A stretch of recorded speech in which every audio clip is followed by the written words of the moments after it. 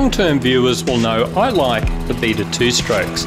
Frankly, the current crop of all European models are great. And the main reason I have a soft spot for the Italian princesses is they are so easy to ride. They are extremely competitive on the Enduro circuit, but Beta has focused more on features for the everyday dirt rider.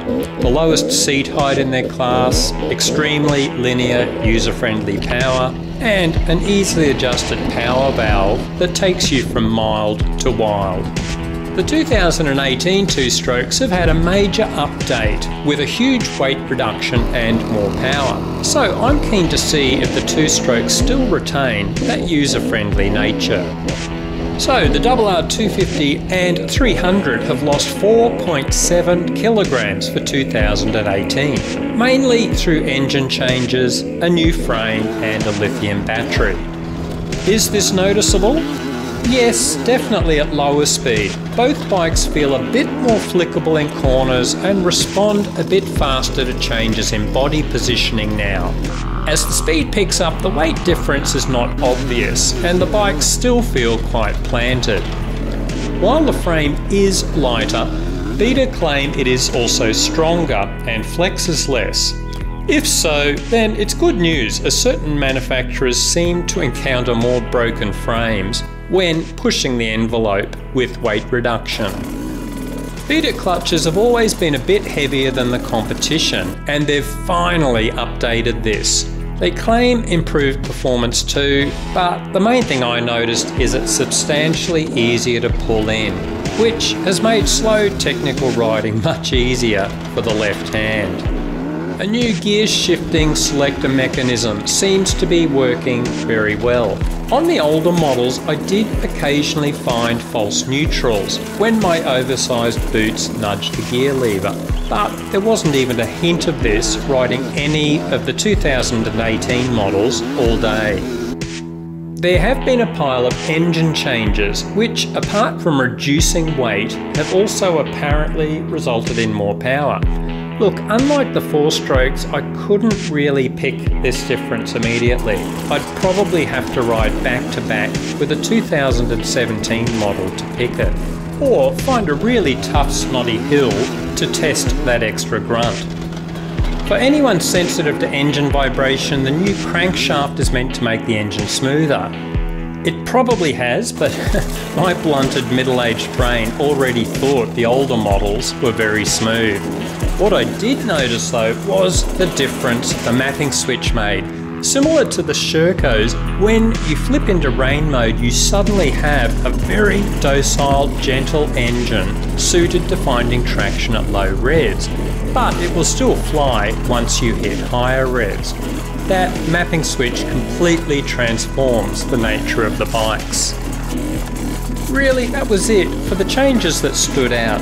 Beta say they've also put in a new air filter box, updated suspension, a new rear fender and skid plate, and Takasago rims from Japan.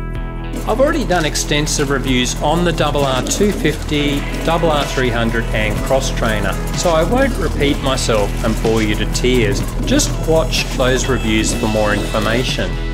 In a nutshell, the RR250 suits the rider who loves to rev and throw a bike around.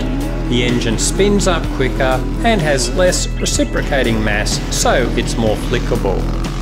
The RR300 is the same weight, but not quite so flickable. The extra grunt makes it ideal for hard enduro work or guys who like to lug the engine more and ride it like a 4-stroke. The Xtrainer is the mountain goat, not built for speed. It's lighter, detuned for more grunt and a gentler response. It's great for slow technical riding or beginners keen to start on a 2-stroke. Now speaking of the Xtrainer, the 2018 model isn't here yet. I couldn't ride it. Apparently it gets the engine and clutch changes, but we don't know if it will get the lighter frame. If so, it would be amazing if this featherweight got even lighter. Also, there will be a 250 version of the Xtrainer, even more suited to the beginner chasing a 2-stroke. But wait, there's more. This new Beta 125 model is due soon, and there's a rumoured 200 as well. Seems all my Christmases are coming at once. So what's not to like with the two-strokes? The good news is the Beta crew haven't been resting on their laurels, and they keep fixing niggling issues over the years. But what haven't they fixed yet? That pointy-ended side stand. It's always funny watching parked Betas topple one by one when in soft soil. Most of us screw a little base plate on to fix it. The shape of Beta fenders means they tend to break instead of bending. The only good news is that, as with most parts, Beta plastics are incredibly cheap compared to most other manufacturers. Some will still want a Kickstarter, and you can order this. Personally, I think the Beta starter motors are so reliable, and there's always bump starting or other techniques even if you're stranded in the bottom of a gully.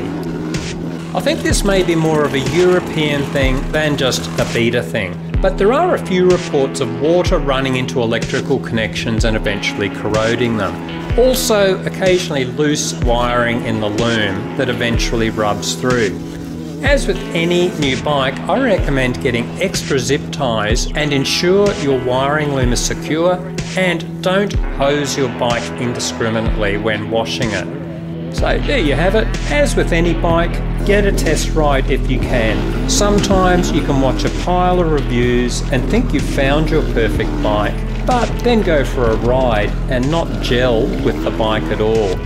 But I think these latest Italian beasts do tick the boxes for a lot of guys, judging by the positive comments that were flying around on this Beta Ride Day.